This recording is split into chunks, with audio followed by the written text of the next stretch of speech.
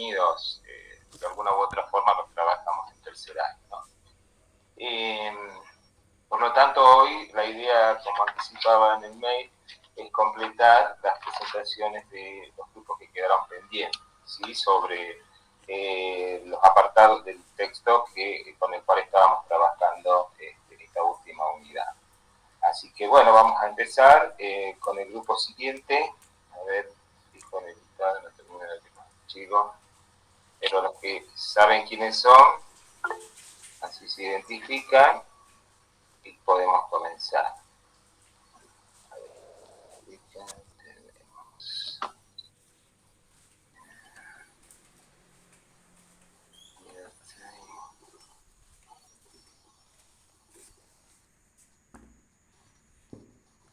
Bien. Vimos metacognición con el último grupo, choque, cisterna, copos y masat, ¿verdad? Y estaban quedando los dos últimos grupos, la metacognición, de la aprendizaje de la ciencia, López Corbalán, Gaspar y Guanuco. Y después viene el último tema, la motivación como factor para el aprendizaje, que va a droga y petamos. Bien, entonces con el grupo de López Corbalán, Gaspar y Guanuco, ¿sí? Si tienen ustedes algún video, algún PowerPoint que quieran presentar vinculado al tema y que les ayude, sí, tenemos. Bueno. Sí, profe, yo ya comparto la pantalla. Bueno. Somos tres nada más, profe. Alfredo López no está en el grupo, no sé si sigue haciendo la materia, ¿no? Sí, lo incluí porque era quien estaba en condiciones, más allá de los ausentes que tienen las últimas clases, ¿no? Pero bueno, sí, lo trabajan en todo caso las niñas.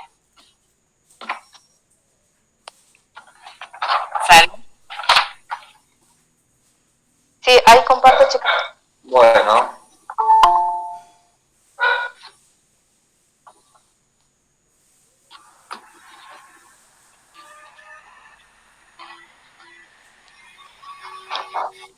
Bien. Bueno,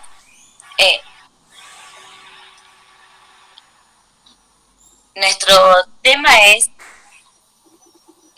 la metacognición como un problema en el conocimiento de la ciencia. Como ya dijeron en el grupo anterior las compañeras, la metacognición que era, no sé si alguien lo recuerda. Se me olvidó. ¿Alguien recuerda, chicos, que era la metacognición? A ver, desde algún ejemplo que sea. No sé si alguien lo recuerda, quiere participar. Si no, bueno, no importa. Lo voy a recordar yo. ¿Sí? La metacognición es la capacidad de autorregular el propio aprendizaje cognitivo que tenemos todos, ¿cierto? Sí. Esa es la metacognición. ¿Cómo, profesor? No, sí, digo. Bien, bueno. Ya desde hace un tiempo, esta capacidad, es decir, la metacognición, viene siendo muy estudiada por los investigadores de la didáctica de la ciencia, ¿sí? Porque anteriormente no era una capacidad que se la desarrollaba en esta disciplina. Frave, hacia el año 1996, se refiere a la metacognición como cualquier tipo de conocimiento o actividad cognitiva que tiene como objeto cualquier aspecto de cualquier proceso cognitivo, ¿sí?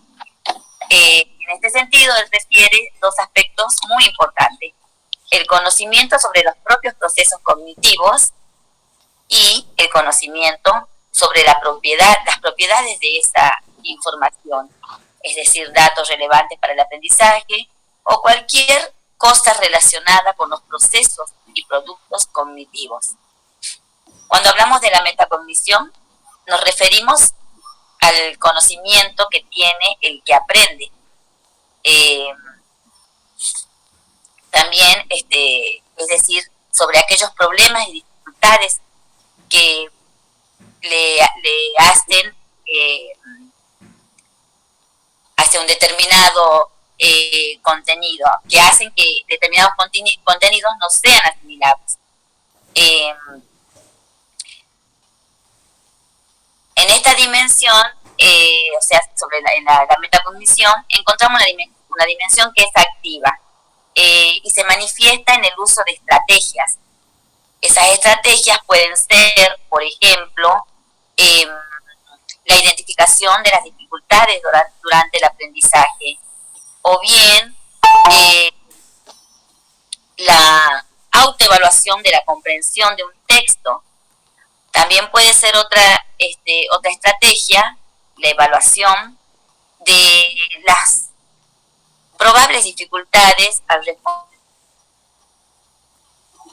por ejemplo, ¿Quién sigue, chica? Sí. Es por eso que me cuesta el nombre. Swanson en 1990 dice que es difícil distinguir entre estrategias cognitivas y una estrategia metacognitiva, como decía mi compañera, y es por eso que muchas estrategias que son tradicionalmente consideradas cognitivas son útiles también para las estrategias metacognitivas, según Baker en 1991. Acá tenemos un ejemplo, por ejemplo, relacionar esa información que ya teníamos en nuestra cabeza con información nueva, es una estrategia cognitiva, una estrategia de aprendizaje. Pero si mediante esta estrategia cognitiva podemos detectar problemas en nuestra enseñanza, por ejemplo, una dificultad de comprensión, esto puede ser considerado una estrategia metacognitiva, porque nos ayuda a nosotros ¿cómo se dice?, a autorregular el propio aprendizaje, como explicaban mis compañeros en otras clases, y conocer, a partir de conocer, y se relaciona así con el aprender. Bien. Bueno, las destrezas metacognitivas son especialmente muy relevantes en el aprendizaje de las ciencias. Estos procesos cognitivos de comprensión que están basados en el empleo del conocimiento previo puede verse dificultado debido a las concepciones erróneas que tiene, ¿no?, el que aprende. O también puede ser por la carencia de esquemas pertinentes para interpretar o para acomodar la nueva información que adquiere. Por eso es muy importante que aquel que aprenda disponga de un repertorio de estrategias adecuadas que le generen un control de la comprensión. Y una de las estrategias básicas de aprendizaje es formular las dificultades como problemas. Muchas veces vemos que los profesores dan por supuesto que los alumnos sabrán hacer, pero lamentablemente no siempre es así.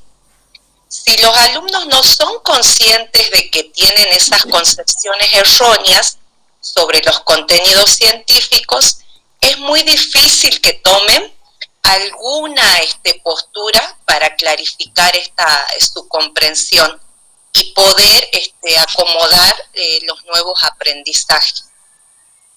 Bien. Eso sería todo, profe. Bien. Bueno, bien. A ver, como para redondear lo que ustedes han planteado a partir del análisis de ese apartado del texto, ¿no? Por un lado, venimos considerando lo que son las estrategias cognitivas y las metacognitivas, ¿no? En términos generales, habíamos mencionado que, por un lado, las estrategias cognitivas son todas aquellas estrategias que nosotros desarrollamos para poder aprender, ¿no? Que esto, volviendo un poco a las situaciones de aprendizaje individual que tuvimos en nuestras trayectorias, cómo a lo largo del tiempo nosotros fuimos desarrollando, o a partir de alguna acción docentes, maestros, profesores en algunas materias, han trabajado para poder desarrollar estas estrategias cognitivas, ¿no? Pero que en general muchas veces son actividades que cada uno de alguna forma desarrolla en función de la necesidad de ese aprendizaje. Por el otro lado, las estrategias metacognitivas están vinculadas a aquellos procesos de reconocimiento de las estrategias cognitivas que nos permiten lograr esos aprendizajes. Cuando nosotros decimos, bueno, a partir de una estrategia cognitiva que nosotros hemos desarrollado en función de considerar que de esa manera podemos aprender mejor, por ejemplo, desde la lectura del texto, desde hacer una síntesis, desde subrayar, desde lo que fuere que cada uno considere mejor y de esa manera puede comprender el texto analizado y poder aprenderlo.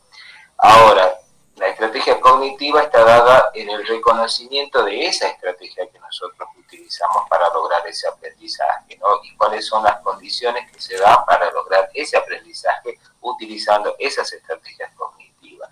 Entonces, por un lado, como también marcaba Corvalán en la primera consideración acerca de que por allí dice que se mezclan un poco o el límite, cuál es el límite que está dado entre las estrategias cognitivas y las metas cognitivas, ¿no? Como dos procesos que se asemejan.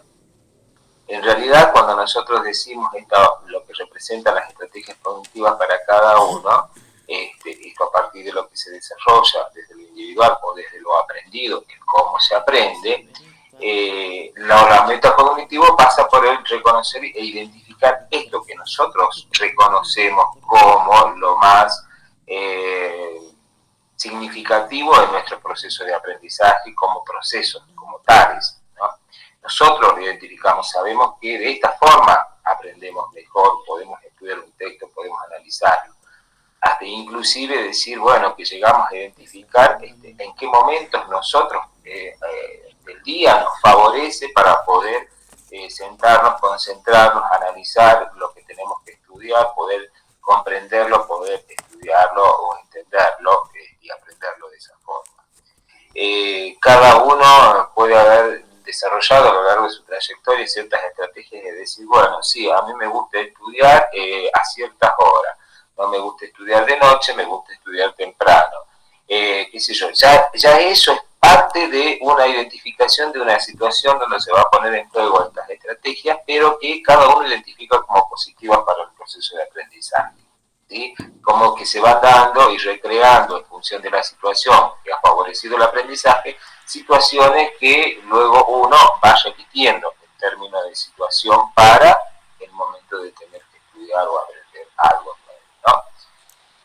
Por el otro lado, estas destrezas metacognitivas, como bien refieren, cómo se van de alguna manera desarrollando y que en particular para el caso de lo que significa el aprendizaje de la ciencia, son también destrezas que son sumamente importantes para poder aprender ciencia, porque en particular en lo que refiere a los contenidos de la ciencia se desarrollan distintos procesos cognitivos, como daba ejemplos en la última clase, ¿no?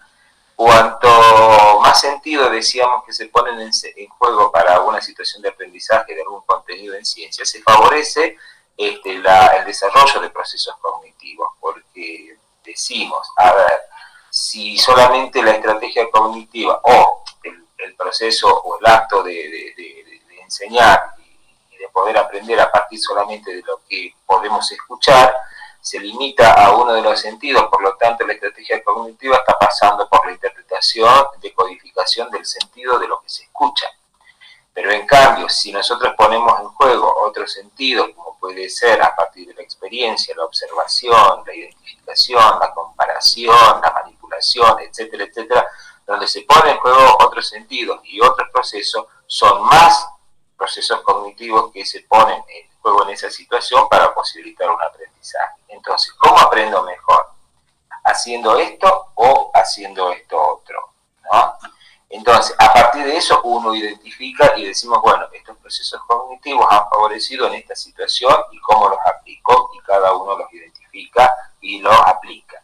Entonces, en particular, como digo, nosotros para desarrollar los contenidos en ciencia, ¿cómo debemos de alguna forma de favorecer estos procesos para que el alumno ponga en juego distintos procesos cognitivos, que incluso les decía la vez pasada, que a veces hasta inconscientemente generamos situaciones que debieran ser más conscientes en términos de qué es lo que va a desarrollar o favorecer o se va a dar con lo que estoy proponiendo. Esto a partir de las estrategias que nosotros vamos a utilizar, porque toda indicación, orientación, estrategia aplicada a una situación de enseñanza tiene que tener un sentido para cada docente en cuanto a qué estoy poniendo o tratando de poner en juego en los alumnos en ese momento. Es decir, van a tener que leer, van a tener que comparar, van a tener que analizar, van a tener que sintetizar, van a tener, es decir, todo lo que está significando más allá de la consigna en sí misma, sino pensada la consigna en función de todo aquello que quiero favorecer y no facilitar en algún sentido en cuanto a decir, bueno, esta es la síntesis, acá está todo, por lo tanto estoy obviando distintos procesos que debiera de favorecer porque le estoy entregando todo aquello que debiera ser parte de la determinación de parte del alumno. No sé si se entiende estas dos cuestiones, ¿no? Si no, me interrumpen y me comparten alguna otra opinión. Pero a lo que voy es que ustedes puedan, a partir de comprender la importancia que tiene el proceso cognitivo para los procesos cognitivos para el aprendizaje y los procesos metacognitivos que los alumnos deben de ir reconociendo, identificando para ponerlos en juego, a partir de eso, bueno, vamos a favorecer de una manera que los alumnos, particularmente en esta disciplina, puedan llegar a comprender mejor los contenidos que nosotros les proponemos desarrollar, ¿no? De alguna forma también a partir de que cada uno puede identificar cuáles son las situaciones que favorecen y situaciones que dificultan su aprendizaje. Cada uno piense en esa situación, ustedes tratando de estudiar algo. ¿Qué han visto que beneficia a esa situación por decir, bueno, cierta hora, cierto silencio, o escuchando cierta música, o lo que fuere, o con otro, compartiendo la lectura con otros compañeros, que es de esa forma la que mejor por ahí comprende en esa relación de trabajo mutuo? Es decir, eso es como un aspecto positivo, pero que identifican como aspectos negativos para ese proceso de aprendizaje, donde no pueden poner en juego estos procesos cognitivos que ustedes han identificado en algún momento como favorece esto.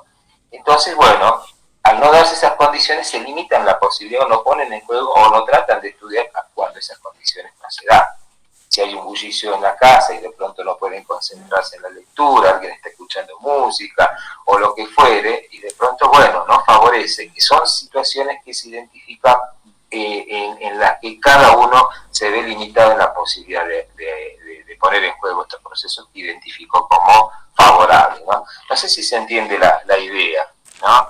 Y en esto, cómo también lo llevamos a los alumnos a pensar, ¿no? A ver, ¿cómo estudian ustedes? Por decirle el planteo a los alumnos, ¿no? ¿Por qué no pueden estudiar ustedes? ¿Qué es lo que observan y qué favorece y qué no? ¿Qué herramientas consideran que ustedes tienen o han desarrollado como para ir identificando procesos cognitivos? ¿Qué es lo que no tienen? ¿Cómo vamos desde trabajo con los alumnos en la escuela secundaria desde el primer año y no de pronto sobreentender que los alumnos tienen desarrollado esas capacidades o esas destrezas para poder aprender? ¿Cómo vamos poniendo en situación al alumno de identificar aquello que considera, favorece y cómo va manifestando ese alumno que lo que hace es por un proceso de repetición memorística que aprende y si de esa manera entiende que eso es beneficioso o no? Es decir, ¿cómo lo ponemos al alumno a pensar que si de las formas en que está estudiando realmente sirven o no sirven, ¿no? Le permite conocer o no, le permite entender o no, y de esa manera ir progresivamente desarrollando estas estrategias en los distintos años y contribuir a esto que nosotros en definitiva, como dije en algún momento, ¿no?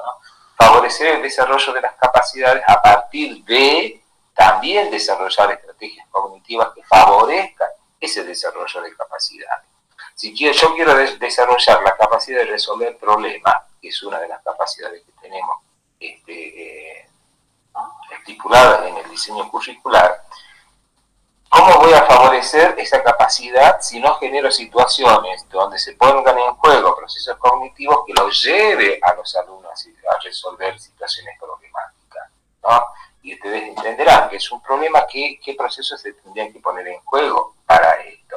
¿Se entiende la idea? Es decir, tenemos que resignificar de alguna manera estos procesos porque son la base para el aprendizaje, ¿sí? De nuestra disciplina como de cualquier disciplina. Y cómo nosotros colaboramos o aportamos por lo menos para que el alumno se dé cuenta que aquello que está haciendo no lo está favoreciendo y cómo hacemos para poder colaborar en el desarrollo de esas estrategias en esos alumnos. Entonces, desde ese lugar poder comprender por qué el alumno no estudia, por qué el alumno no entiende, por qué el alumno no hace tal o cual cosa. Porque muchas veces no sabe cómo hacerla, no ha desarrollado esos procesos, no lo hemos acostumbrado a trabajar de esta manera. Entonces, más adelante, como se va fallando aquello que sí puede, desde tradicionalmente la memorización, entonces no le va a servir eso, ¿no? Entonces, tenemos que pensar del lugar que tenemos nosotros, que no es solamente cuando ustedes sean profesores enseñar biología, sino enseñar a desarrollar estas capacidades cognitivas o poner en juego estos procesos cognitivos en las situaciones de enseñanza que nosotros les propongamos a los alumnos, ¿no?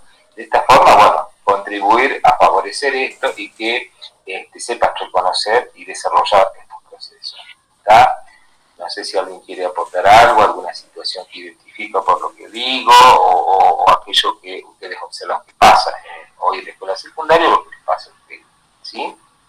A ver. Profe, por ejemplo, en las universidades, sé que la mayoría sí fracasa porque justamente no puede estudiar textos, libros, no están acostumbrados a utilizar diferentes estrategias, entonces por ahí también viene el fracaso porque por ahí en la secundaria es más corto lo que tienen que leer y en la facultad como les ofrecen directamente libros, algunos se frustran, no saben cómo hacerlo porque justamente no tienen esas estrategias. Exacto. Bien.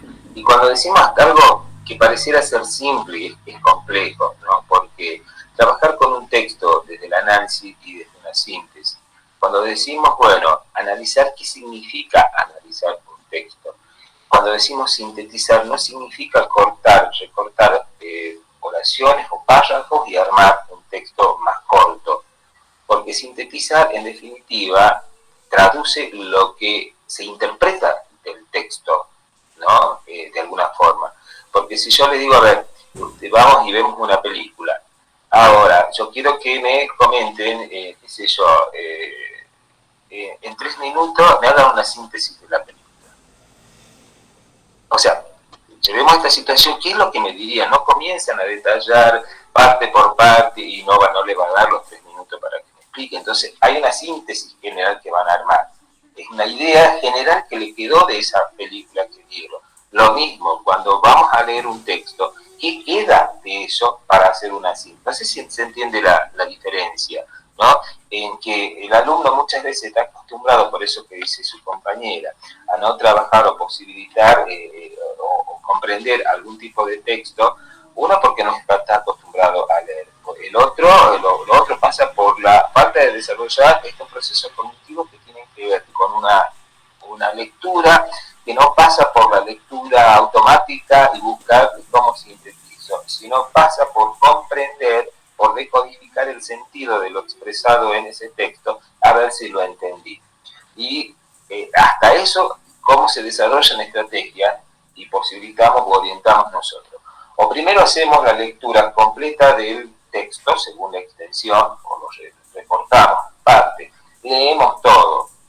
Ahora, ¿qué es lo que queda de ahí? ¿Cuál es la idea general que queda desde esa primera lectura? Ahora, en una segunda lectura, ¿cómo vamos ya tomando otros detalles para ir ampliando esa primera síntesis o esa idea, esa representación que nos queda? Y si se hace necesaria una tercera lectura para sumar otros detalles más. No sé si se entiende. Es algo pareciera ser simple, pero como proceso individual es complejo, ¿no? Y además, profe, lleva bastante tiempo porque hay que organizarse, hacer paso a paso, y por ahí casi siempre todo lo que hacemos es todas las apuradas, rápido, y bueno, ahí... Pero ahí también entra en juego esta identificación de los problemas que nos generan ciertos procesos, estrategias metacognitivas, en el hecho de que yo estoy identificando por lo que está mencionando, es algo que ya está identificado, lleva tiempo, entonces ya es una cuestión que yo estoy identificando para poder aprender, que lo tengo que tomar con tiempo. Ya es algo que se asume desde lo individual, por lo tanto me lleva a pensar que esto no puedo seguir riendo, qué sé yo, una materia el próximo lunes, el tiempo es corto. Ahora, ¿cómo me organizo en ese tiempo? Ahí entra a jugar, bueno, los procesos metacognitivos, cómo se reconoce el sujeto para poder hacer frente a esa situación, ¿no? Cómo se reconocen los tiempos en función de la extensión de todo aquello que debe de estudiar, cómo se organiza. Pero una vez que se logra, lleva tiempo al principio porque no se está acostumbrado, ¿no? Quizás a esto, que puede quizás economizarse tiempo en tanto proceso que cada uno desarrolla y ya es un hábito esto que se realiza. En tanto me cuesta a mí leer e interpretar hasta que logre eso, esa agilidad, digamos, o desarrolle este proceso, se me va a facilitar con el tiempo, en términos de que es algo que ya lo incluyo, es decir, que ya cuando lea, después de tantas veces como intentos progresivos para ir mejorando ese proceso, después ya de una lectura ya es diferente que una primera vez, entonces el tiempo se acorta, pero yo primero tengo que desarrollar eso, tengo que desarrollar este hábito de hacer una lectura y de cómo debo de leer, cómo debo de prestar atención a lo que estoy leyendo y no leer por leer, porque no sé si les pasa o les pasó alguna vez. Leen y sienten que tienen que volver a leer y vuelven a repetir, pero es como que no entienden. No hay un nivel de concentración y de codificación de lo que están leyendo, sino que están leyendo, pero no están interpretando. Entonces se hace necesario volver a leer y volver a leer. Alguna vez, a cada uno, como digo, si les pasa, me pasaba, llegaba a un punto y volví a empezar. Era como volver a iniciar y no entender, porque uno no está concentrado y entendiendo o decodificando el sentido de lo que se lee. Cuando uno encuentra el sentido, se le facilita la lectura, se le facilita la comprensión y se le facilita poder hacer una síntesis de aquello que se entendió. Pero es un proceso que cuesta. Pero si nosotros venimos de un acostumbramiento a ciertos procesos memorísticos que pueden ser más fáciles en términos de decir, bueno, lo repito y se me graba para la instancia de la evaluación, sabemos que en definitiva eso, como aprendido, tiene un corto plazo de vigencia en términos de poder quedarnos con lo aprendido, ¿no? En términos de que es una cuestión memorizada. Por lo tanto, es mejor comprender, entender aquello que se estudia que repetir simplemente, porque eso después nos queda como idea, como una representación conceptual de aquello que ya hemos visto. Y también al principio, bueno, en el texto de este apartado hace referencia a esta dificultad mayor que se tiene en relación a la articulación de aquellos conocimientos que podemos tener como aislados, ¿no? Como estos esquemas y esta representación. Que eso es el proceso quizás más complejo que a veces debemos de desarrollar para poderlo establecer esas relaciones y nexos y poder asociar esto que a veces nos representa, ¿no? Como que algo que tenemos cajitas con las ideas, pero que no se vinculan esas ideas, sino que a partir de comenzar a asociar esas distintas conceptos, ideas, representaciones que tenemos, cómo se nos facilita hasta poder expresar lo que queremos decir, ¿no? Porque estamos estableciendo relaciones con distintos conceptos o conocimientos previos y que eso colabora o contribuye a enriquecer lo que nosotros vamos aprendiendo, porque ya vamos asociando con otras cosas, no nos quedamos con lo que nos propone esa porción de contenido trabajado en ese momento, sino que ya lo estamos asociando, y desde esa asociación resulta más fácil poder comprender, ¿no? Estamos asociando con otra cosa que ya vimos antes, que ya sabíamos, y de esa manera el alumno puede, nosotros podemos mejorar la comprensión de lo nuevo, y de esa manera poder aprender, ¿no? Pero bueno, la reflexión en términos de lo que significa para ustedes mañana como docente, enseñando biología, tiene que ver con esto, ¿no? De saber, entender y comprender que estos procesos no todos lo tienen desarrollado, y por eso las limitaciones para el aprendizaje y los resultados que podemos obtener. Cómo generamos situaciones para que los alumnos puedan identificar estos procesos, y de esa forma cómo colaboramos nosotros a desarrollar por lo menos algunos de estos procesos, que le va a servir tanto para nuestra disciplina como para cualquier disciplina, porque eso es en definitiva lo que nos interesa. Y cuando salga de la escuela secundaria, bueno, ya va a tener una capacidad desarrollada, o una destreza, o una habilidad desarrollada, que puede estar vinculada al hecho simple de poder manejar un texto, poder interpretarlo y poder hacer todo lo que pueda a partir de eso que se propone, y que, bueno, va a ser parte de esa instancia de estudio que vaya a desarrollar en otro ámbito superior, ¿no? Bien, ¿algo más por agregar? ¿Alguna situación? Así pasamos, si no, al grupo que nos resta. Profe, Sí. aparte de lo que usted estaba diciendo, yo lo que quería acotar era hacer una pequeña diferencia, ¿no? En lo que usted decía recién entre... y va para, creo, no sé si el aporte le sirve a mis compañeros, porque muchas veces, bueno, ya casi todos saben que yo soy docente, y muchas veces me dicen, no solo mis compañeros, me pasa con mi familia también, tengo hermanas que estudian, y a veces vienen y me dicen, vos entendés más rápido, ayúdame, ¿cómo haces? Te leo un montón y entendés, lo podés interpretar más rápido. Lo que recién usted decía de hacer una síntesis, yo lo que le quería aportar era que todos tenemos que tener la diferencia bien en claro qué es una síntesis y qué es un resumen. Claro. No es lo mismo. Recién decían de leer un texto y bueno, hacer una síntesis, y no es lo mismo una síntesis que un resumen. Y bueno, eso que le quería aportar a los compañeros, porque muchas veces se confunden y no es lo mismo. De hecho, como procesos son distintos en términos de lo que implica hacer a partir de la lectura del texto. Pero en definitiva, una u otra situación nos lleva a priorizar determinados aspectos conceptuales de lo que se lee en un texto para poder resignificarlo en esto que puede ser en lo que se sintetiza o en lo que se resume, ¿no? Porque el resumen es una cuestión mucho más acotada en términos de lo que el texto general se presenta, y que recupera aspectos conceptuales de eso, ¿no? Pero que, bueno, son procesos que también progresivamente, más allá de esto que decía como de ejemplo, ¿no? Le pida a alguien que lo pueda leer porque usted puede entenderlo. A ver, pero ¿por qué usted lo puede entender y la otra persona no? ¿No? Porque no hay un hábito desarrollado en términos de lo que implica ese proceso de entendimiento o comprensión a partir de la lectura del texto. Pero esto es lo que tenemos que generar, porque eso es lo que decimos muchas veces. Si el alumno, como otra capacidad que queremos desarrollar, que tiene que ver con la comunicación, pero no es para que repita en la comunicación en lo que expresa verbalmente de lo que entendió, sino aquello que logra interpretar de lo que se dice, ¿no? Es decir, cómo generamos también estas situaciones que colaboran en este proceso de comunicación, ¿no?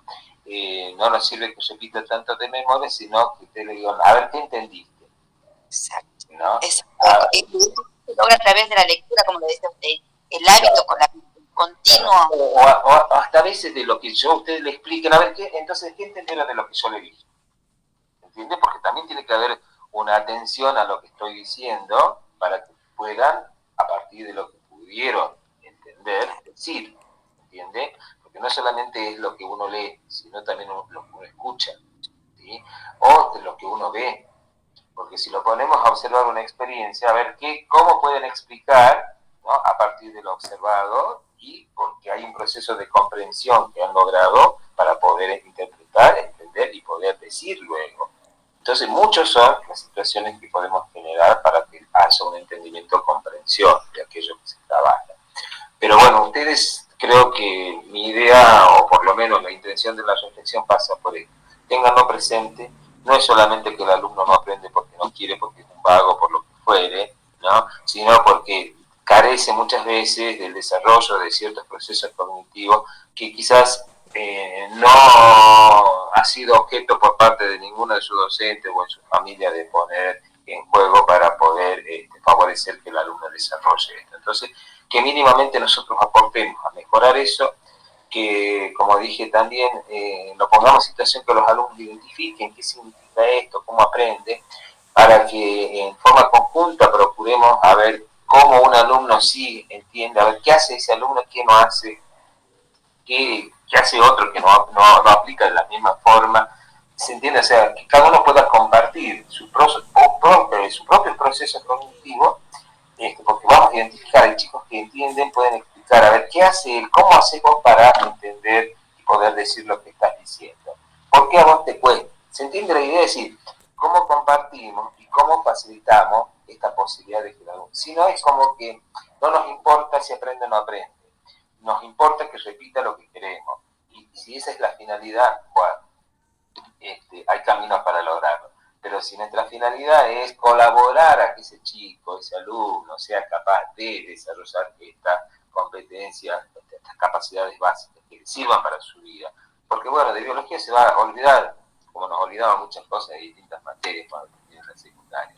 Pero, ¿qué le estamos diciendo y qué le hemos aportado? ¿No? Desde ese desarrollo.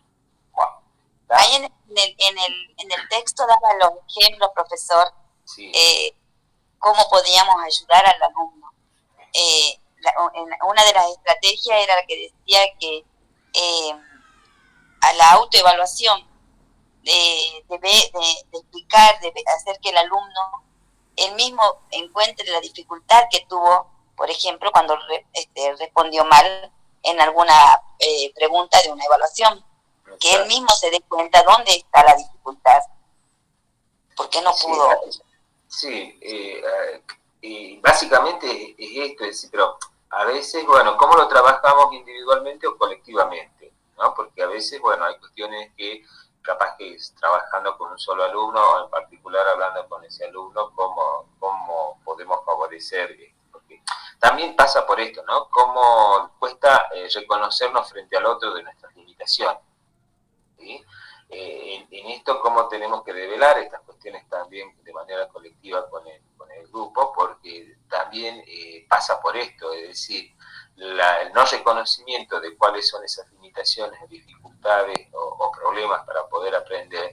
Si no las reconocemos, ¿cómo las cambiamos? ¿Cómo las mejoramos? ¿No? ¿Cómo hacemos que el alumno se dé cuenta que tiene que reconocer para poder mejorar? Porque si sigue en la misma línea, va a seguir fracasando en los intentos de poder quizás aprender porque le cuesta. Y cómo, de alguna forma, a partir de ese reconocimiento, vamos orientando a que mejore, ¿sí? Pero bueno, son cuestiones, vuelvo a insistir, que cada uno debe de asumir y de ignorar en términos de dificultad para el aprendizaje, ¿no? Y cómo, vuelvo a repetir también, generamos situaciones donde se pongan en juego la mayor cantidad de situaciones para que los alumnos de manera progresiva o intencional, de hecho de parte nuestra, vamos desarrollando, trabajando ciertos procesos cognitivos, ¿no? No todos quizás, aunque se van a poner en juego muchas veces de manera simultánea muchos procesos, pero estamos haciendo foco en tales o cuales procesos. Y después vamos avanzando con otros. Y después, bueno, evaluemos y veamos los resultados, pero no dejemos de considerar en nuestra reflexión final sobre qué hacemos y qué no hacemos para el aprendizaje de los alumnos, que esto es algo importante y que muchas veces nosotros mismos no hemos tenido la oportunidad de que nuestros docentes hayan hecho pie en esta situación individual nuestra de nuestros compañeros para favorecer el aprendizaje. Y si nosotros vamos a volver a hacer lo mismo, entonces no estamos colaborando en ese sentido a mejorar aquello que tampoco nadie colaboró con nosotros. ¿Se entiende la idea? ¿No? Digo que piensen en eso, ¿no? Cuando el alumno fracasa, más allá de muchas situaciones y condiciones que se pueden dar, algunos de los aspectos que tienen que ver con esto, de ese bajo rendimiento o fracaso, pasa por esto, ¿no? Vuelvo a decir, no es porque no le gusta estudiar nada más, sino porque le cuesta, y por algo le cuesta, ¿no? Bien. Bueno, no sé si no hay nada más para complementar esto, vamos a irnos al último grupo, ¿sí? ¿Está? Bueno, entonces estamos ahora con Romina Guevara, José Medina, Paula Quiroga y Gonzalo Recamón. ¿Estamos?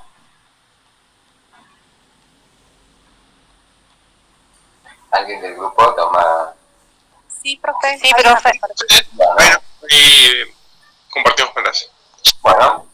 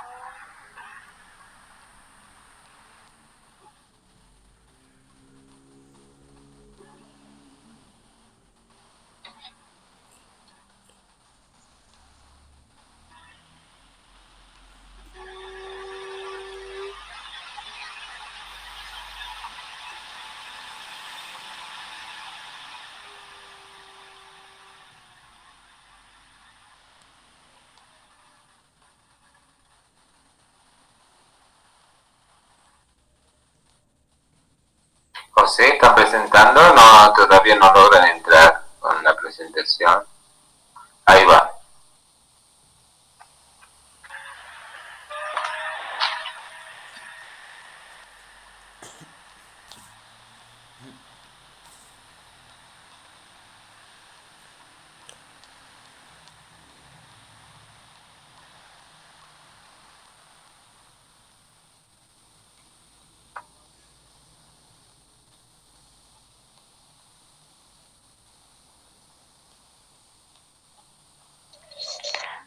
Bien.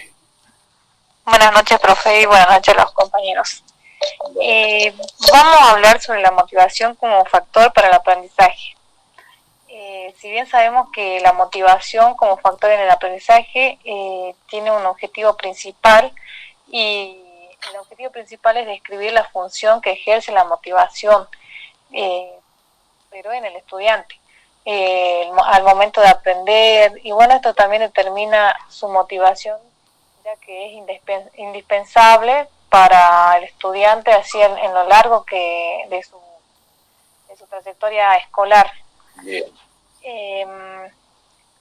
También, bueno, uno de los factores principales también que condicionan al aprendizaje es la motivación con la que uno se afronta. Los alumnos afrontan también con más o menos interés y esfuerzo debido a 3 tipos de factores. Uno de ellos es el significado que ellos tienen para conseguir lo que se aprende, ¿no? De aprender lo que uno se propone, y bueno, tienen como distintos tipos de metas y objetivos para poder llegar a eso que tiene más importancia. Después, otro tipo de factor son las posibilidades que se consideran y tienen que superar las dificultades que conlleva esto. Es decir, que lograr los aprendizajes propuestos por los profesores. Y el tercer factor es en términos de esfuerzos y de tiempo. Bueno, esto presienten que les va a llevar a lograr los aprendizajes perseguidos. Es decir, que bueno, incluso considerándose capaces de poder superar las dificultades y lograr los aprendizajes. Por ejemplo, yo elegí estas imágenes donde el niño ahí se muestra triste, sin motivación para el estudio. Después la otra imagen, la segunda imagen, que es los niños, ahí se ven motivados, ¿no? Motivados en cuanto a las tareas. Es que el profesor usa, por ejemplo, otros tipos de estrategias para potenciar esta motivación. por ejemplo, utiliza juegos y actividades, introduce la variedad en las organizaciones y la estructura de la clase, es como que no, para no aburrir a los alumnos. Y también, bueno, intenta asociar las actividades de la clase con los intereses de los estudiantes, como por ejemplo lo asocia con los deportes, con la música, los eventos de la actualidad, que tenga que ver también con lo cultural.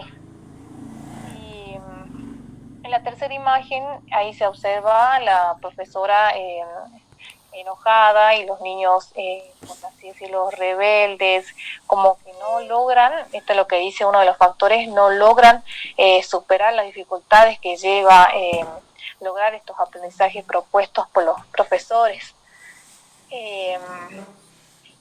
Y bueno, eso sería.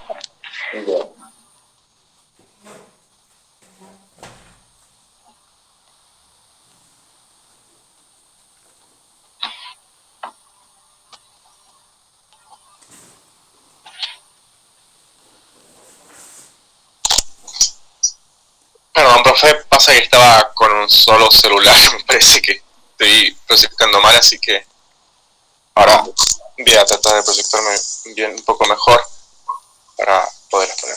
Ahí va, ahora sí. Sí, ahora sí me parece. Bien, profe, bien, mi compañera le daba una introducción, digamos, cómo es la motivación como factor de aprendizaje. Y con respecto a este tema, digamos, tenemos que hablar cómo influye la motivación en el significado de la actividad en relación, digamos, a esa situación. Nosotros tenemos que manifestar, digamos, de que esto, digamos, depende mucho del significado que le dé el estudiante a ese propósito que tiene justamente de la actividad de la actividad académica. Esto tiene que ver con lo que es las metas personal que tiene cada estudiante y en relación, digamos, ay, no se puede. Y en relación a eso, digamos, y en relación a eso, digamos, la importancia que se le va a dar al mismo, ¿no? Obviamente que la búsqueda del estudiante es tener un aprendizaje en la cual, digamos, le pueda dar una recompensa. Sobre esa situación nosotros podemos decir que hay motivaciones que pueden ser intrínsecas o extrínsecas. Sobre esa situación nosotros tenemos que además manifestar que estas motivaciones generan, digamos, que haya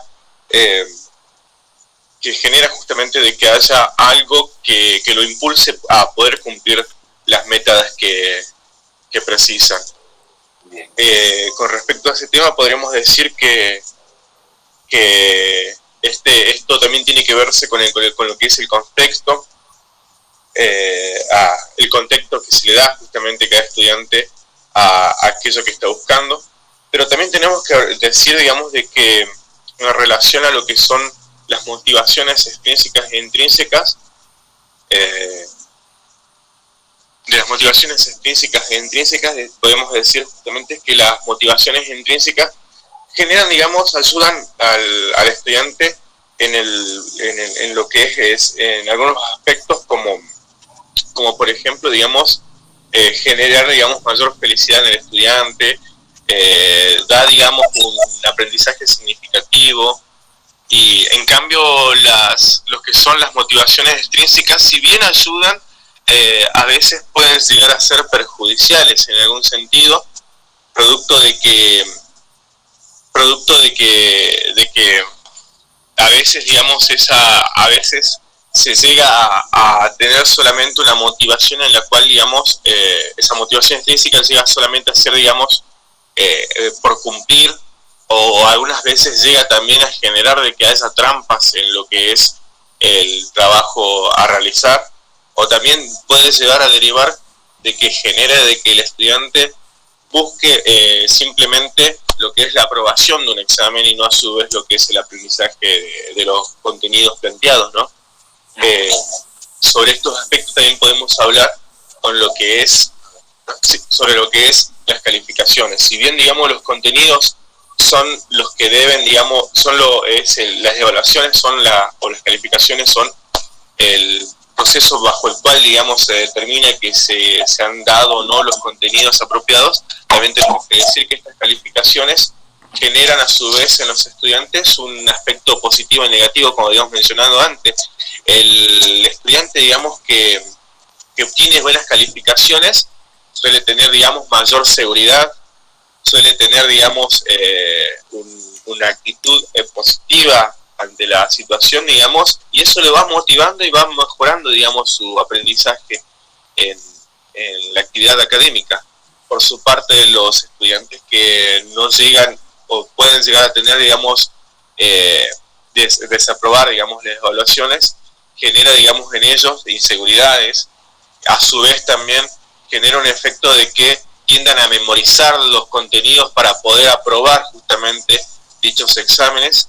Bueno, por eso son estas dos imágenes en las cuales se puede ver, digamos, abajo de una chica que ha aprobado una calificación, digamos, motivada y en el proceso de estudiando, mientras que otra persona en el cual está, digamos, en un proceso ya de un mecanismo memorístico, ¿no? Posteriormente también podemos manifestar sobre esta situación, digamos, de que el conseguir las calificaciones positivas no solamente generan, digamos, ese avance o esa felicidad o alegría, digamos, que da el poder aprobar, sino a su vez también da una motivación extra a lo que es el avance en la carrera. A su vez también podemos manifestar que hay un conjunto de consecuencias que se dan desde el significado académico. Sobre eso podemos, digamos, mencionar lo que es la falta de aprendizaje significativo. Esto puede ser producto de lo que es la falta de motivación, lo que puede ser también, a su vez, una consecuencia de lo que es la actividad memorística. A su vez también hay que tener en cuenta, y bueno, nosotros como futuros docentes, la situación en la cual, digamos, el docente también es parte justamente de esta situación, ya que suele ocurrir, digamos, de que los docentes no pueden llegar a interpretar, digamos, la situación en la cual los estudiantes están solicitando ayuda y puede generar justamente que tengan graves consecuencias. Por ejemplo, las dos imágenes que se observan en la parte inferior, en la cual, digamos, hay estudiantes en los cuales directamente se aburren y dejan de estudiar, u otros entran en una situación de rebeldía en la cual, digamos, genera el conflicto, ¿no? A su vez, esto también podemos hacer mención a la importancia que tiene el docente en el aspecto del estudiante. Bien. Bien. Antes que continúen, después tienen con otra profesora, después que terminamos nosotros, 9:20. ¿Alguna otra? Por ahora no se comunicó la profesora, así que creería que no. Bueno, digo porque, bueno, por ella va a ser la hora y para cerrar el tema, ¿no? Bueno, bien, sí, José, hasta ahí, ¿alguien más continúa? Sí, profe, continúa, compañero. Bien, así después hacemos la consideración general. Sí, profe, dice que el texto dice que se propone un modelo, en caso necesario, basado en pautas de cómo deben actuar los profesores que constituyen los factores contextuales inmediatos, que supuestamente son los que van a influir en la motivación de los alumnos para aprender. La enseñanza para motivar a los alumnos está dada por 3 momentos a lo largo de la secuencia de aprendizaje. Tenemos el primer momento, el A, que dice que se da al comienzo de las actividades de aprendizaje. Aquí el docente debe generalmente activar la intención de aprender, despertando en sus alumnos la curiosidad. de lo que está por enseñar el docente. Debe ser la guía de sus alumnos, ayudándolos a que relacionen el problema a trabajar y los contenidos que tienen que aprender con lo que ya saben. Esperen un ratito, profe. Sí.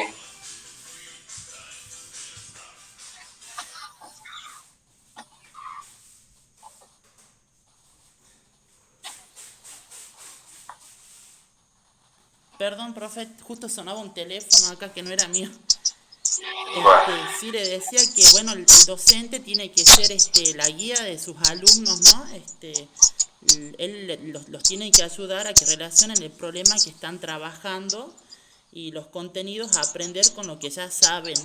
Esto relacionándolo más que nada con lo visto anteriormente, ¿no? Lo que tiene que ver con las ideas previas, la experiencia de los chicos, y mostrarle para qué les puede servir eso que están aprendiendo, para qué les va a servir más adelante en un futuro. Así se genera también un interés por alcanzar ciertas metas, y esto también favorece positivamente al desarrollo personal. Y tenemos también el otro momento, que es el B. José. Perdón, sí. Tenemos el momento B, que se da durante las actividades de aprendizaje presenciales en clase o no presenciales desde la casa, lo que es la virtualidad en este caso, ¿no? En este momento es donde los docentes deben conseguir más que nada captar la atención de los alumnos para que se mantenga focalizado tanto el progreso como el proceso del aprendizaje. Eso es lo que importa más que nada aquí, más que los resultados. Y por último tenemos el último momento, la C, que es la evaluación, ¿no? A lo largo del proceso de enseñanza-aprendizaje. La evaluación, acá lo que se evalúa son los logros de los alumnos, ¿no? Teniendo en cuenta, dice el texto, el enorme impacto de las situaciones de evaluación en la motivación. Bueno, yo lo entendí más que nada, entendiéndolo que en todo proceso de aprendizaje, sobre todo en el momento de la evaluación, se debe plantear siempre el tema de la motivación para que este proceso se pueda llevar en forma eficaz. Recordemos que a la hora de evaluar a los alumnos, los alumnos siempre se ponen nerviosos, se olvidan, por ahí los contenidos son tediosos también para ellos. Y bueno, yo creo que todo eso hay que tener en cuenta a la hora de evaluar. Tiene que ver también cómo ellos se sienten, cómo están motivados a la hora de la evaluación. También creo que la motivación está tanto al inicio como al final del proceso de aprendizaje. Bueno, y eso sería por esa parte, profe. Bien. Bien, ¿algo más del grupo? Sí, profe, continuando con las pautas. Sí. Perdón, celular. Eso en realidad, en relación a las pautas, es un cuadro general, ¿no? Como para dar una idea de lo que se refiere. Sí, de lo que anteriormente habló José, también está relacionado. Bien. Bueno, estas se dividen en 3 pautas. La primera pauta habla de lo que sería organizar las actividades de aprendizaje, ¿no? ¿Cómo vamos a activar la curiosidad del alumno? Se va a presentar lo que sería información nueva, que sea sorprendente para el alumno, ¿no? Que esta información perdure a lo largo de nuestra trayectoria escolar y vida, ¿no? Como por ejemplo nosotros en la clase de Sujepo, la profesora planteó elaborar un TikTok que habla sobre las ESI, y creo que es muy motivacional para realizarlo, y tiene una información que se va a quedar, ¿no? Y bueno, también debemos plantear el problema para que el alumno sea capaz de resolver y relacionarlo con todo aquello que los rodea. Y también se debe mostrar lo que sería una relevancia de las tareas que se emplean situaciones que a la vez que te ilustren y permiten visualizar lo que serían las tareas. Se debe como que para activar y mantener el interés, se busca activar los conocimientos previos ya del alumno y capacitarlos, ¿no? También y renovarlos. El docente, como una obligación, tiene o sea, debe actualizarse, capacitarse de forma permanente para llegar a enseñar a sus alumnos. Y se debe usar un discurso jerárquico y cohesionado. Se debe realizar lo que serían sugerencias de metas sociales. Como docentes, tenemos que ser capaces de planificar de forma precisa las actividades que realizar. También tenemos que ser capaces de escuchar al alumno, o sea, por parte del docente, ¿sí? Llegar a corregir aquello que presenta el alumno. Por ejemplo, cuando una persona, el docente tiende a hacer, ¿no? Como diciendo, bien, que... Bueno, a ver, en esto que estamos desarrollando. En realidad, bueno, si bien no hice como una observación al asignar este apartado, ¿no? Que el cuadro en sí mismo, en términos generales, es como que, más allá de todas las cuestiones básicas que se destacan, ¿no? Estos tres grupos de pautas, tienen que ver con algunas recomendaciones que se hacen para cada una de estas pautas, ¿no? Al inicio, cuál es el desarrollo o en la instancia final de la clase, ¿no? Es decir, cómo a partir de lo que allí se propone, en términos de ejemplos, situaciones que se pueden generar, se puede contribuir a mejorar la situación de aprendizaje, ¿no? En realidad, bueno, el cuadro por allí, desde la lectura individual, se explica por sí mismo, ¿no? En términos de recomendaciones o actividades que se propongan. Porque caracterizar o explicar cada una de ellas, digamos, puede resultar un tanto extenso, por eso digo, no es que no plantee la posibilidad de que lo vaya detallando como lo viene haciendo, sino que más bien que hagamos esta consideración general, en términos de que hay conjuntos de pautas que orientan el trabajo que el docente puede realizar y proponer para mejorar las situaciones de aprendizaje en los distintos momentos de una propuesta de clase. ¿Está? Para que lo dejemos ahí, porque hay puntos que es como que son específicos y por ahí puntuales que no se olvidan tanto a la consideración o al análisis o a la interpretación, sino que cada uno cuando lea o los haya ya leído entienda que son como cuestiones generales que puede tener en cuenta cualquier docente. ¿Está? Paula. ¿Qué va? Bien, Camila. Bueno, ahí lo dejemos para poder cerrar y redondear la cuestión esta que le anticipaba por la clase, ¿no? A ver, retomando un poquito por lo que presentó bien el grupo, ¿no? En este caso, cuando hablamos de la motivación, ¿no? Cuando... ¿Sí puedo cerrar la...? Sí, a ver. Bien.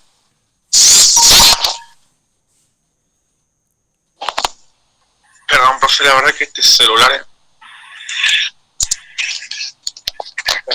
terriblemente malo. Bueno, pasa. Está bien. Ahí está, loco.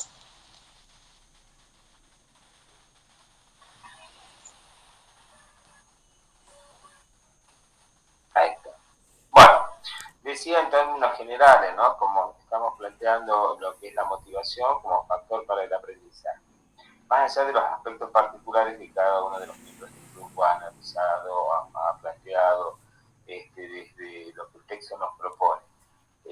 Si nosotros hablamos en términos generales de lo que es la motivación, ¿no? Y lo que significa, no solamente para el aprendizaje, sino para distintas cuestiones vinculadas a nuestra vida cotidiana, ¿no? Cuando decimos, bueno, para hacer algo, bueno, lo hacemos por la obligación o hacemos porque queremos. Y cuando decimos porque queremos, es porque hay algo más que no pasa por la obligación. Y ese algo más porque queremos es porque queremos realmente hacerlo. ¿Y por qué queremos hacerlo? Porque hay algo que nos lleva a querer hacerlo. Y eso tiene que ver con esa motivación personal o individual de querer hacer algo. Nosotros hacemos algo porque queremos o porque nos obligan. No queda otra alternativa. Todo lo que hacemos es porque queremos o es parte de nuestra obligación. ¿no? En términos de lo que representa nuestra vida cotidiana y ahora si lo llevamos en términos de lo que representa en la situación de escolarización por lo que hace el alumno como tal en la escuela para poder aprender. Ahora, si ustedes dijeran o pensaran en este caso en la escuela secundaria y los chicos de la escuela secundaria, ¿estarán motivados para ir a la escuela, para poder aprender en términos generales, mayoritarios, todo? ¿Tienen motivación los alumnos para ir a la escuela? Habrá más, habrá menos alumnos que sí lo sientan. Una cosa es ir a la escuela y otra cosa es aprender. ¿Tienen motivación para aprender, sea biología, sea cualquier disciplina? ¿Por dónde pasa ese interés o esa motivación? ¿No? O sea, si nos ponemos a pensar, tenemos estos 25, 30 o 40 alumnos frente a nosotros en un curso. ¿Estarán interesados en aprender lo que yo les propongo para hoy o en nuestras clases? ¿Qué los motivará? ¿O cómo haré yo para motivarlos para que ellos se interesen en aprender lo que yo les propongo? Es decir, en esto es lo que representa y significa individualmente la motivación.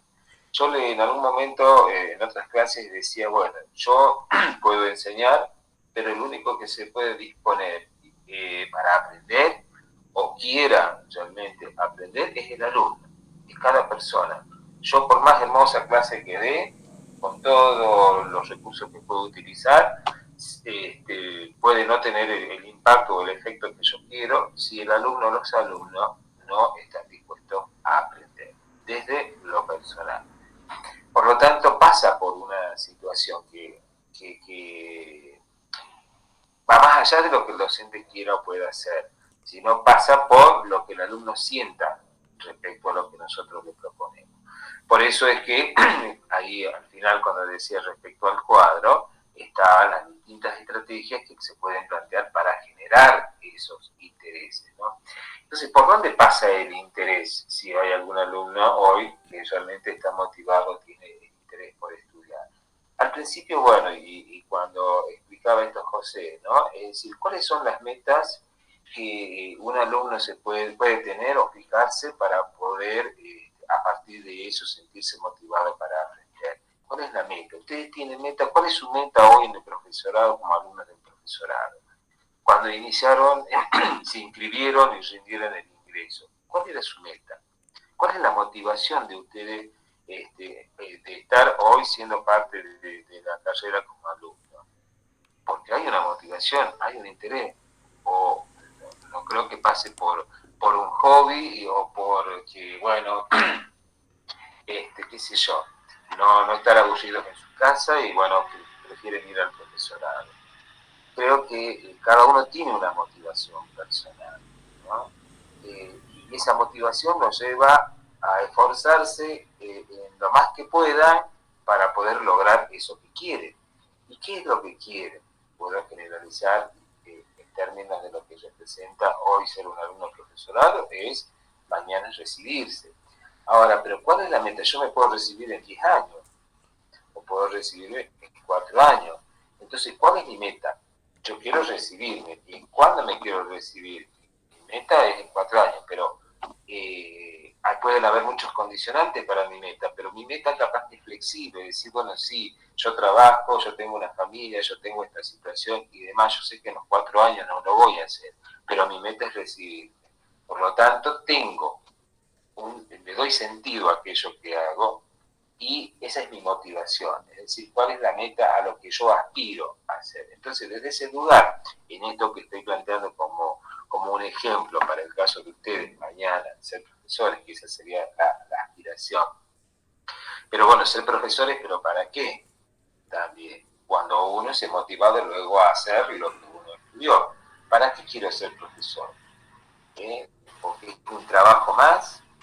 Quiero ser profesor porque me gusta enseñar, quiero ser profesor por esto que hace rato estaba tratando de resignificar el sentido que tiene y cómo colaboramos o aportamos a desarrollar ciertas capacidades de nuestros alumnos.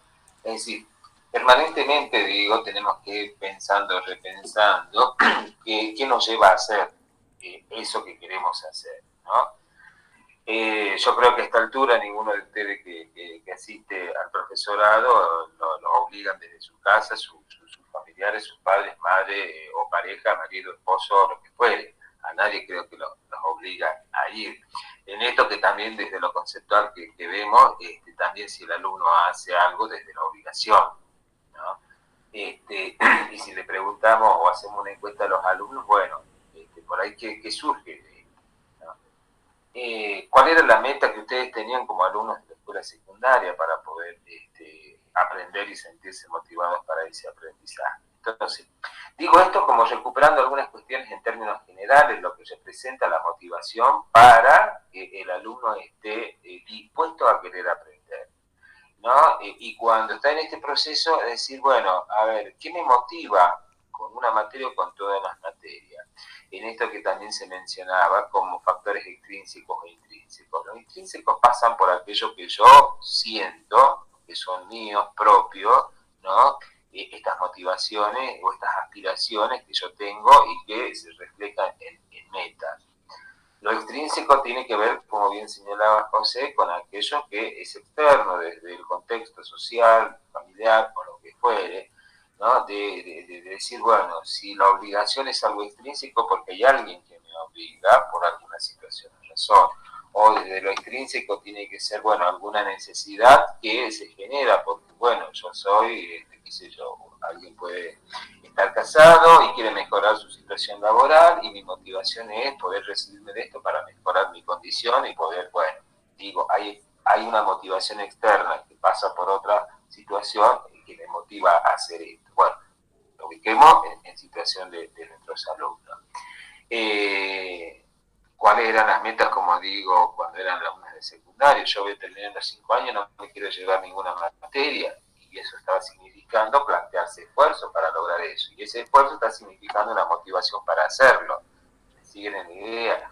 ¿Cuál es la motivación en el caso de algunos alumnos cuando mencionaba el tema de las calificaciones, ¿no? Es decir, a mí me gusta sacarme en todo 10. Que de pronto me saque un 7 es una frustración. Es decir, digo también cómo se motiva o resulta que esa calificación o tiene un efecto positivo en el desempeño de esos alumnos. Los motivos, mi motivación es yo quiero sacarme todo 10. Y uno lo ve hasta en el profesorado, ¿no? Digo, no por una cuestión en términos competitivos entre los alumnos entre sí, pero se notan algunas frustraciones cuando algunos alumnos no logran una cierta calificación. Entonces ahí se pone en evidencia esto que estamos diciendo, es decir, más allá de poder ser la motivación, aprobar, y aprobar significa decir, bueno, tengo lo mínimo, lo máximo, bueno, veremos, pero importa aprobar, la motivación es aprobar, pero para algunos la motivación no es solamente aprobar, es aprobar y aprobar con 10.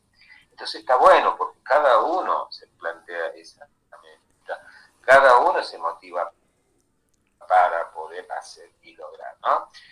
No sé si me siguen y esto coincida con situaciones que ustedes mismos hayan vivenciado o ven que las vivencian o las vivenciaron otros, ¿no? Estoy hablando en términos generales para que ustedes puedan dimensionar lo que representa la motivación para poder favorecer el aprendizaje de los alumnos y desde la experiencia particular e individual y cómo lo vivencia cada uno, ¿no? Cómo siente lo que representa y es la motivación para este proceso de aprendizaje, ¿no? También cuando decimos, ¿para qué estudio lo que estudio? Cuando vemos el sentido de la utilidad, decimos, por un lado, me dispongo a aprender cuando siento que esto me es útil, que me va a servir. Y cuando siento que aquello que me propone un profesor, en fin, en alguna materia, siento, ¿para qué? Entonces hay como un rechazo a querer aprender, porque no le encontramos el sentido, la utilidad de aquello que nos proponen que nosotros aprendamos. Y de pronto ahí es cuando encontramos estos cuestionamientos que en algún momento y en otros tiempos en clases mencionaba, ¿no? Que en algún momento algún compañero o ustedes mismos hayan dicho, profesor, ¿para qué aprendemos esto? ¿No? Porque no le encontramos ese sentido, como decimos, ¿no? Y no encontrarle sentido es que no tiene valor o utilidad aquello que le estamos proponiendo que aprenda. Profe. Sí. Más que nada, ahí cuando hablamos de meta, más allá de las metas que se fijan a veces los chicos de terminar el secundario, también ven qué carreras van a seguir, ¿no? Un alumno que quiera seguir la carrera de abogacía no le va a servir y seguramente lo va a ver así, no le va a servir química, física y no le va a tener nunca el interés, digamos, de aprender. Es que no va a tener o no le va a gustar aprender, sino que no lo motivan ciertas materias, pero sí otras, porque de pronto puede ser excelente en aquellas materias vinculadas a aquello que quisiera estudiar Claro, después, pero no las otras. Las otras capaz que las estudia, pero desde la obligación, como decimos, porque tienen que aprobar. ¿Entiendes? Es decir, yo tengo que aprobar para poder terminar la secundaria, para poder aspirar a, pero van a ver que capaz que hay muchos alumnos que tienen motivación para ciertas materias y tienen un mejor rendimiento que en otras, porque se sienten motivados por lo que pueden encontrar en esas materias específicas, ¿no? Y no en otras. Entonces, a veces esto incluso era un aspecto destacado, por lo menos de la experiencia personal de lo que veía, como mayoritariamente los alumnos que estaban motivados por ciertas materias de orden más intelectual, si se quiere, podían porque tenían desarrollada digamos, ciertas habilidades o estrategias para poder aprender y desde el interés que tenían hacia esas materias, pero no hacia otras vinculadas más bien al arte o a la educación física. Y de pronto veíamos que tenían mayoritariamente muy buenas calificaciones en distintas materias, pero no en esas, ¿no? Entonces era como que no los atraía, no estaban motivados para ciertos tipos de contenido, y por ahí hasta se llevaban, capaz que eran de 10 en todas las materias, y se llevaban educación física, ¿no? Porque no los motivaba la actividad deportiva, los motivaba que es otro tipo de actividad mucho más intelectual en términos vinculados a ciertas disciplinas, ¿no? Y así es lo que podemos observar, ¿no? Pero bueno, hay de todo en términos de que desde la obligación se cumple con alguna y desde la motivación, desde el interés particular, se aspira a algo más, ¿no? Y tiene que ver con eso, porque incluso esas metas, como dice Gonzalo, superan hasta el pensar el alumno en la secundaria porque se proyecta, pero ya tiene una meta inclusive superior o posterior a eso, ¿no? Y cuántos de ustedes se ponen a pensar que si esto que están queriendo ser ahora ya era su meta cuando estaban en una escuela secundaria, o si era su meta, su aspiración, su vocación cuando estaban en una escuela primaria, ¿no? Es decir, si esto que hoy están haciendo es parte de lo que ustedes en algún momento se pensaron o pensaron, proyectaron como una meta. Porque eso también es bueno en términos de lo que significa algo a alcanzar en el tiempo. Y eso es que me permite a mí quemar estas etapas de la mejor forma, por esta motivación individual. Cuando no hay motivación y no hay interés, ¿qué es lo que sucede? Cuando es más lo extrínseco que de alguna manera se impone en la tarea de un alumno.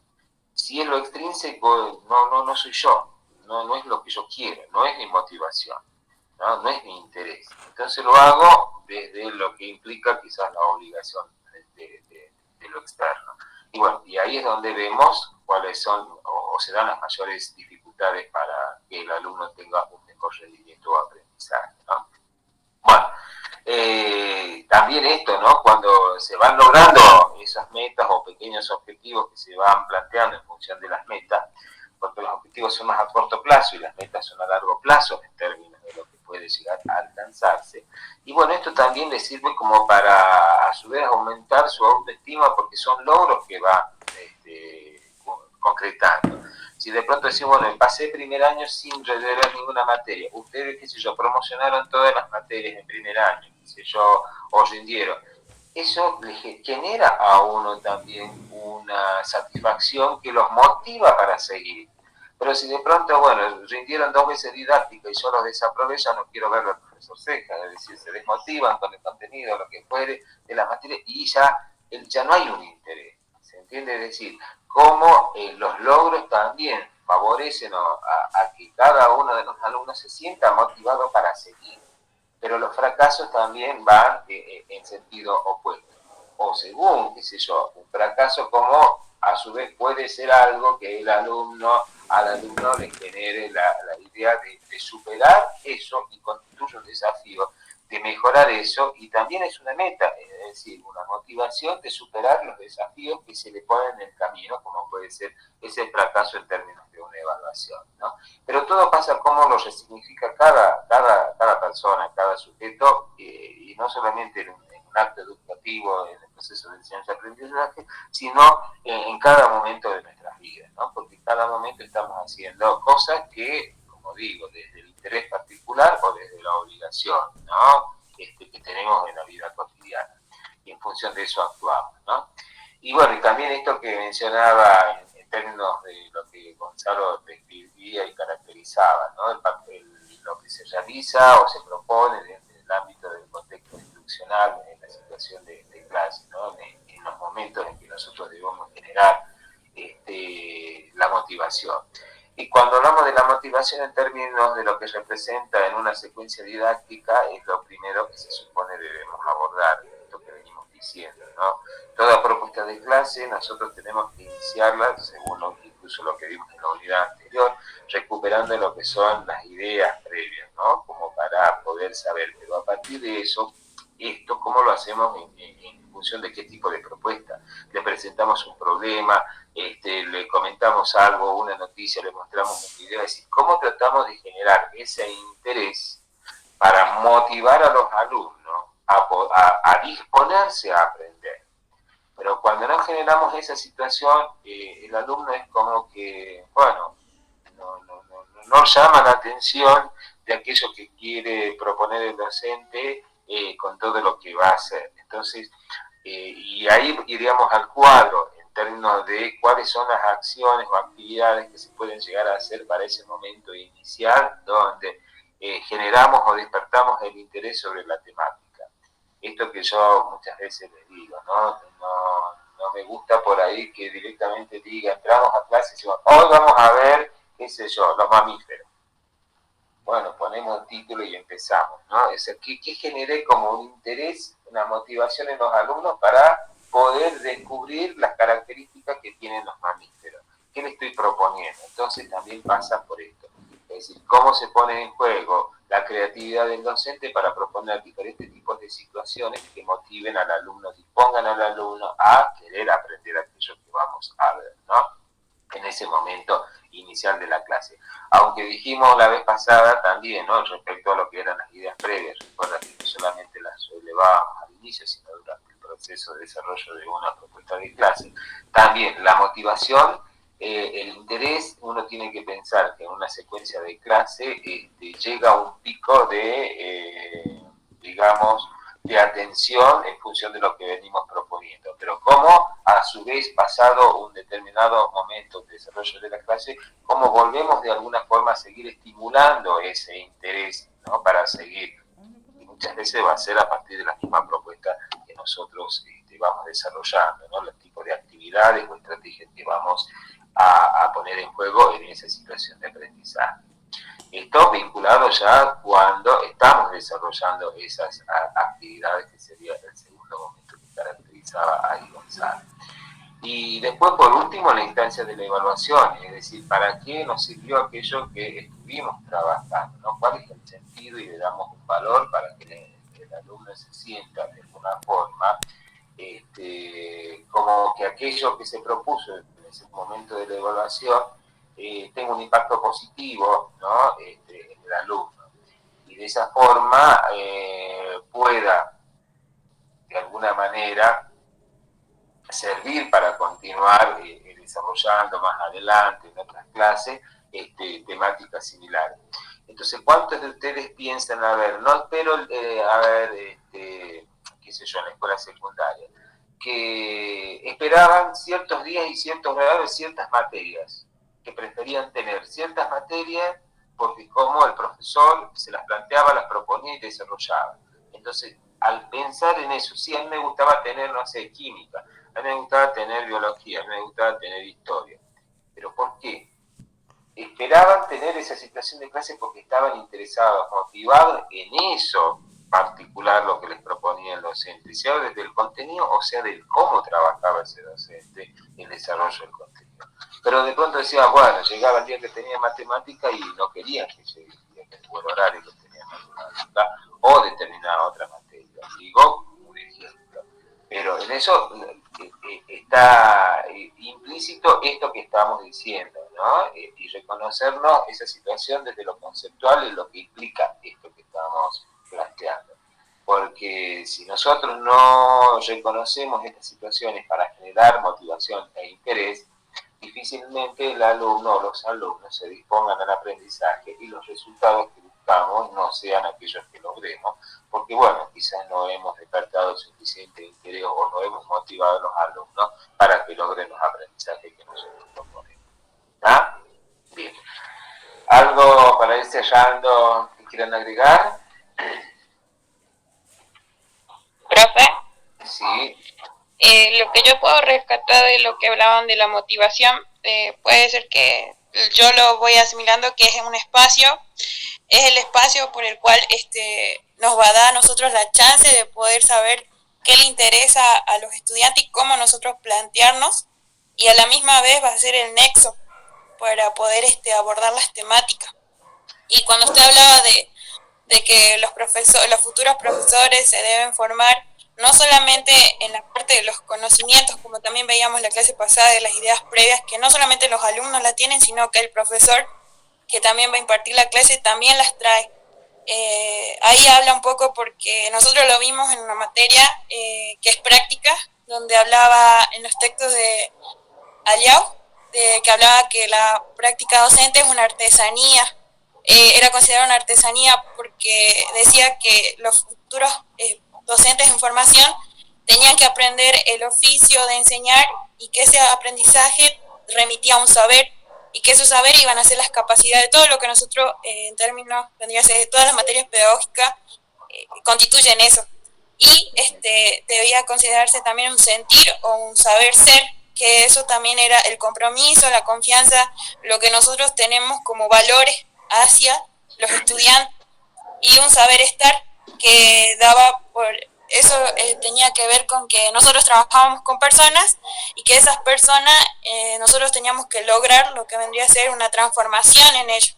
Era lo que lo que puedo aportar de lo que Bien. entendí. Bien, bien.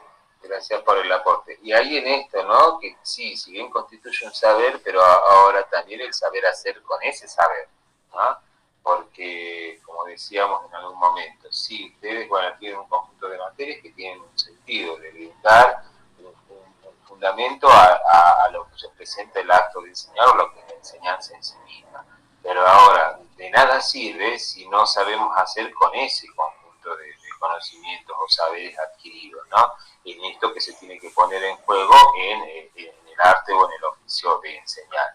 Y que también en algunos momentos como una autocrítica planteamos esto, ¿no? Que a veces en el profesorado quizás se pone más en foco en ciertas cuestiones, pero no en el enseñar a enseñar, ¿no? Tiene que ver con esto, en cómo ahora se pone en juego y en práctica aquello que se aprende mucho desde la teoría. Bien, no sé, ¿alguien más? Así vamos cerrando y hacemos una consideración general. Bien, bueno, gracias por el trabajo que realizaron los diferentes grupos, sea en la instancia que tuvimos la vez pasada y que pudieron hacer la presentación, como los grupos que hoy completaron, ¿no? En esto que ha sido una intención de que, bueno, también proponer a partir de la lectura, la interpretación y la poder sintetizar o plantear desde la comprensión, desde la lectura misma, quizás en algunos casos de lo que conceptualmente se plantea respecto a estos temas, y que podamos de alguna forma también asimilarlos e incorporarlos como parte de aquello que hace al ser docente en términos de fundamentos teóricos que hacen en nuestra práctica o la práctica futura de ustedes, ¿no? Así que bueno, cuestiones generales para cerrar. Tenemos el miércoles el acto, como anticipamos, del Día del Profesor, es el día 17. El próximo lunes 22, que sería el feriado que corre del 20 al 22. O sea, no tenemos clase el miércoles y el lunes 22. nos queda la clase del día 24, el 29, y según supuestamente el calendario escolar del instituto correría hasta el 3 de diciembre. Tendríamos clase el día miércoles 24, que ya tendríamos que tomarla como la instancia de la evaluación, y eventualmente el 29 recuperatorio, o si estamos llegando y cierre de última clase el día primero. El 24, la semana del 24 es presencial, por lo tanto, bueno, estaremos viéndonos recién de vuelta el día miércoles 24 con la instancia de evaluación presencial.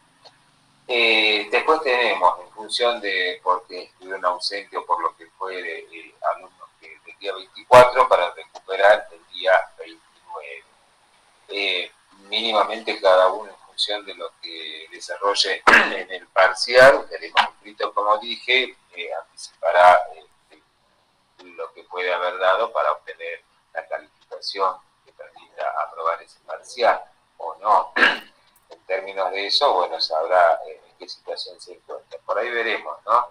Si el miércoles primero tenemos clase todavía, bueno, para poder ver los resultados, porque si no, el miércoles tengo que corregir, comunicarles a ustedes y ya estamos sobre el lunes 29. Por lo tanto, vemos si llego o no, y en función de eso que está quedando como opción el recuperatorio el 29 o el mismo miércoles primero.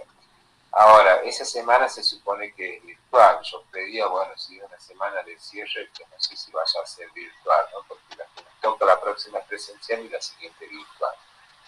Yo, independiente de que pueda llegar a ser virtual, preferiría que sea presencial. Si no tenemos que ver para hacer el cierre o el recuperatorio de algunos y el cierre, que nos podamos ver el día primero para inclusive completar las libretas con las calificaciones y dar los resultados final para sellar la materia, ¿no? Por lo tanto, por ahí si no hacemos el recuperatorio el 29 y son pocos los alumnos a recuperar, sobre todo, bueno, el 29 recuperará el que estuvo ausente, sí o sí lo tiene que dar, porque no espera la calificación, y sí hay alumnos que saben que, bueno, lo que hicieron no, evidentemente no les alcanzaría para la recuperación, ya vamos anticipando. Por lo tanto, entre el lunes 29 y el primero estaríamos haciendo esa recuperación. ¿Está? Bien, bueno, esta básicamente sería nuestra última clase, como anticipé al inicio, así que si en términos generales tengo que hacer una consideración más allá de lo que podamos charlar en el cierre. Bueno, la idea ha sido ir trabajando como lo venimos haciendo, con más, con sus menos, y que rescato, bueno, el interés y lo que ustedes han puesto en juego para poder llegar acá, porque no todos han llegado, y ya lo comentamos en términos generales la vez pasada, de un grupo mucho más numeroso, que creo que un problema siguieron 41, 45 al inicio, y estamos con 19, 20 alumnos cerrando el año, ¿no?